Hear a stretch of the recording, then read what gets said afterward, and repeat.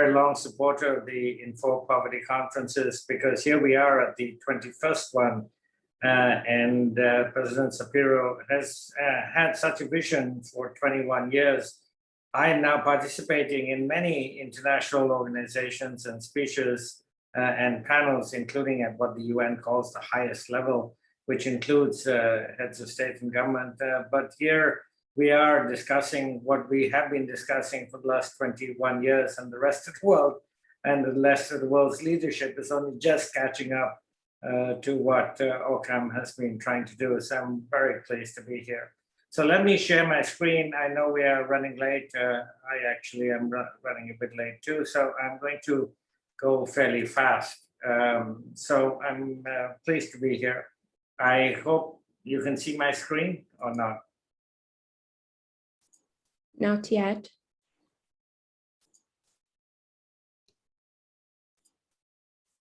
Yes. You can see it now? Okay. Yes. So let me go through. So by way of introduction, very quickly, I founded Chocolate Mousse Media, which is a social enterprise in Ottawa, Canada, where I am located in 1995. It has an international production process. And when people ask me what I'm trying to do for the last 26 years, it's the same tagline, better the human condition through media. So my reach so far now is over 1 billion viewers online. My work has been used in 198 countries. I've done 55 series on topics, including diseases prevention, of course, a lot on COVID-19, starting in March of last year, all the way through to now, on children's rights, education, human rights, violence reduction, environment, and others. Most of my collaborators, clients that I work with, international organizations like the entire United Nations system, the IRC, the International Federation of Red Cross, many faith-based organizations, and so on. My media currently exists in 435 language versions. I'm careful not to say languages because there might be like 60 versions of English, for example, but over 70% of the world's population can find at least one animation series in their own language on my Vimeo channel. So far today, we've been talking a great deal about technology, and I think technology is advancing really, really fast. To give you one example, we've had a few problems, hitches with connectivity, but let me tell you, connectivity is not going to be a problem in the near future. To just give you one example, a single company, just one company that I'm not going to name, there are currently about 3,300 satellites in orbit around the world.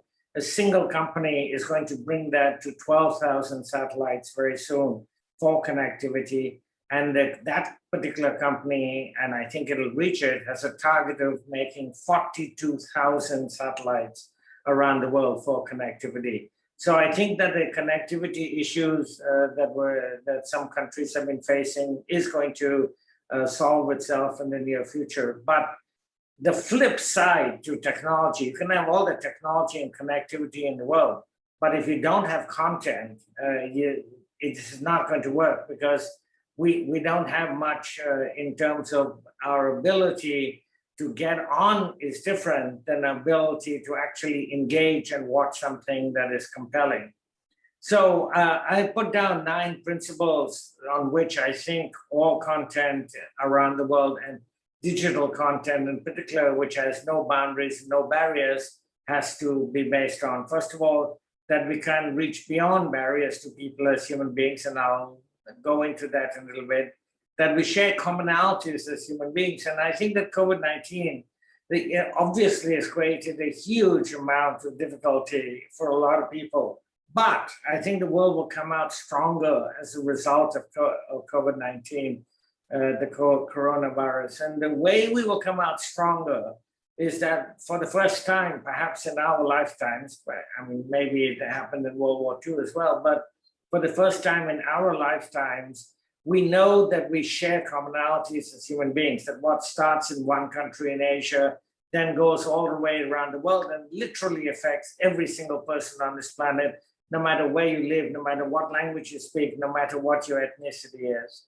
I think that we are endowed with basic human rights, that we share values in common, and a lot of my work comes on the fact, or rests on the fact, that we share these values, that human beings ultimately are rational people, that every issue that we face can be tackled, whether it's technology or not, that every person can be influenced, that every person can change their behavior, and that every person nowadays is reachable by communications with government approval. I stress that with government approval. Obviously, there are some countries in the world where a government does not allow individuals, but they're fairly few. Most of the world is now, we can now say that we live in an era of instant two-way communications, and that is just beginning that new era. It's going to take us forward in ways that we have not yet even anticipated. So for my work, the criteria I have for topics around the world is that it must be oriented towards saving or improving lives.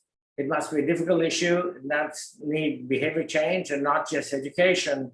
The previous speaker talked a lot about documentaries. I do documentaries, but documentaries generally are education. It is not direct behavior change communication. So it needs individual behavior change. It needs innovation. Nobody else is covering this. And there's a great deal of duplication in the world in creating digital media right now, in creating content, especially among NGOs around the world. So, I mean, I don't know how many campaigns there are on domestic violence or on malaria prevention, for example, but there's a huge amount of duplication, and we need to stop making so much duplication. So nobody else is covering. Animation can make a difference in my case. It does not create unintended publicity or issues. There are many issues, for example, where I have pulled back and I've said, no, I'm not going to do it. I'll give you an example. Bangladesh asked me to create a campaign against acid violence. Acid violence is a vile form of human rights aberrations where a man, I've never heard of a woman doing this, a man throws acid on a woman to disfigure them, essentially. And they asked me to create a national campaign to stop that. And I couldn't figure out how to create. So I did a lot of research on it, went to Bangladesh, and I walked out and said, I can't do it because I couldn't figure out how to not propagate, how to not publicize acid violence without actually trying to prevent it. So that is what I mean by unintended publicity or issues. And in my case, almost all my work is available for free, widespread distribution or local use. So why do I use animation? Because of some of the problems we've been talking about all day today. It is not real. So that you know what you're seeing is not real, you're more accepting of the message. You have what is called a suspension of your disbelief system. I can reach any audience in the world, literally any audience in the world. We can create universal characters that travel to every corner of the world. The audience is accepting. There's a global acceptance. It's very easy to sync my work or animation in general to other languages. As I said, my work now exists in 435 language versions, and it allows for innovation. I want to show you just one 30-second example and then explain what happened to this particular one. It's a very interesting case study. It is only 30 seconds long. I'm going to show you the version in English, but of course it exists in various multiple languages, particularly in Africa. Nobody used it actually in English, but here it is. Why, Daddy? Why do people laugh and say ugly things about our mommy and sister? Why, Daddy? Why did the village say they don't belong here anymore? This is our home. We were all born here. Why, Daddy, does the rest of the family never visit since the militia came? Why do we have no family or friends? I saw that Mommy's big sister did nothing wrong. The militia attacked them.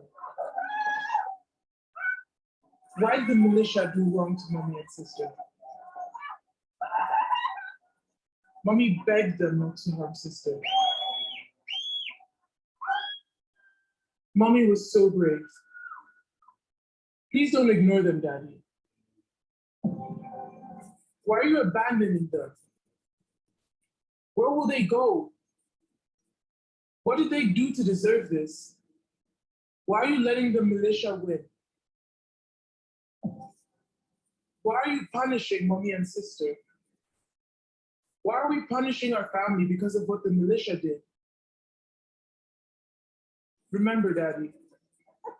Remember, Daddy, how we laughed. What fun we had together. I'm so proud of Mommy and Big Sister. They are the bravest people in the nation.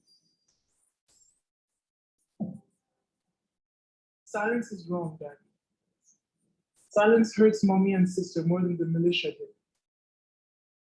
Come, Papa. Mama is crying. Big sister needs. They need us. We must be good men. We must be good men. So that particular one I created for originally for the DRC, the Democratic Republic of the Congo, and I thought men would watch it. I was totally wrong. Women have taken it and watched it and run with it literally in the tens of thousands. First taking it, watching it in Congo, and then taking it into neighboring countries like Zambia and Uganda. And then some people shot it across to the northern regions of Nigeria, where you might know there is a history of young girls being kidnapped. So you create these kinds of animations, and because we live in this digital world, you don't actually know what's going to happen with them when you create them. Because they take on a life of their own. And for example, this one is particularly watched on WhatsApp, which is a platform very used in Africa. So that they take on a life of their own, and I have no way of knowing even how they're used in many different ways. We're now in new models.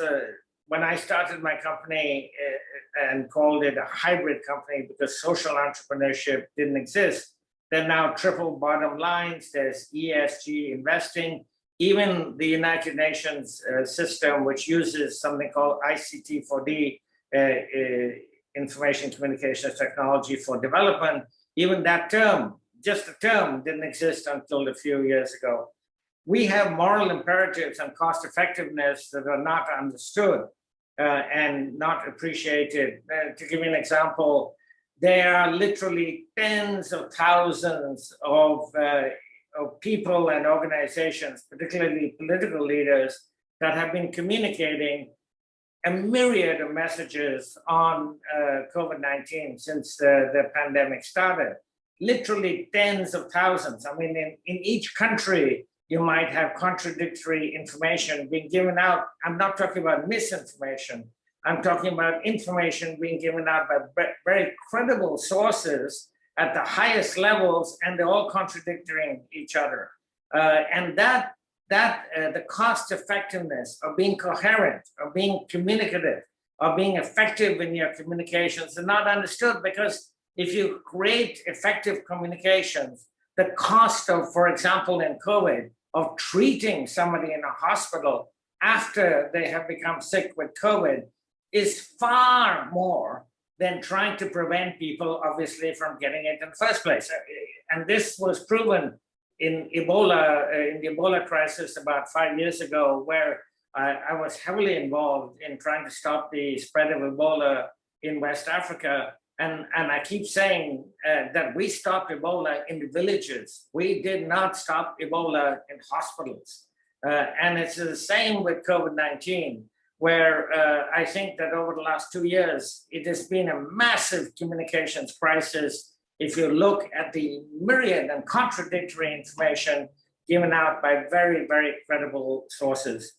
There is quite often a problem of evaluation.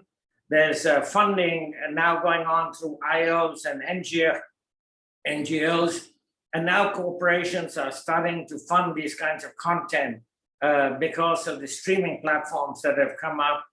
we can do crowdfunding, and we can do self-funding. All of these are relatively new models for creating media. So let me end by saying that there are so many barriers that we have to reaching communication. So technology is one thing. We can all say we all want to be interconnected. Okay, we all want to be interconnected, no argument there. We all want everybody to have access to the internet. But every person has a multitude of barriers, and barriers are what separate and distinguish human beings. And to overcome these barriers, we have to profoundly understand them. And each person is unique in their barriers to communications. So barriers can be emanating from a person or directed against a person.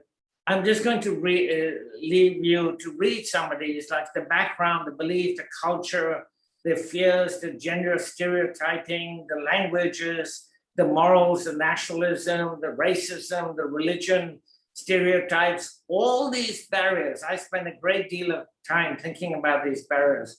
All these barriers have to be overcome when you're creating content. It doesn't matter if you're creating content on a global basis or on a national basis or even on a community basis. Every person is unique, and every person has all of these in their brains that you have to, as an effective communicator, as an effective content creator, you have to get around these various barriers, and you have to understand them profoundly, and you have to create programs that get around them. Otherwise, you are not going to succeed. That's a very short introduction, and I hope I once again reiterate, I'm very pleased to support Info Poverty. I hope it goes on for many, many years, and it's been a pioneer for me.